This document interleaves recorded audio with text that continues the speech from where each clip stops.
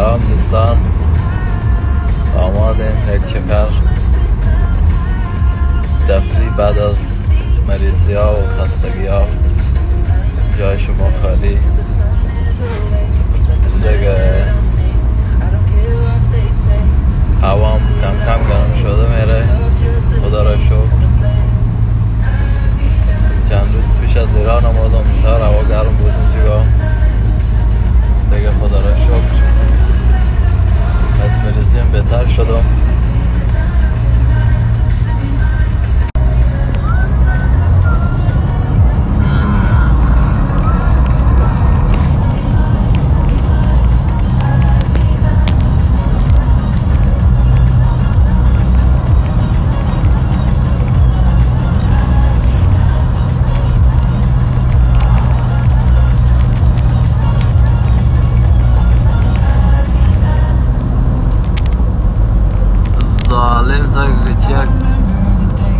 جا و جگاه ای لاله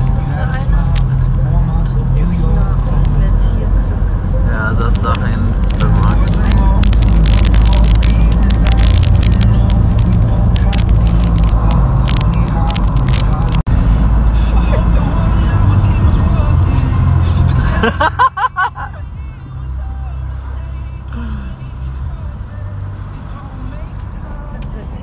گفتم باشه کامرا هم داردم، شما هم ببینین سال ما لذت ببره.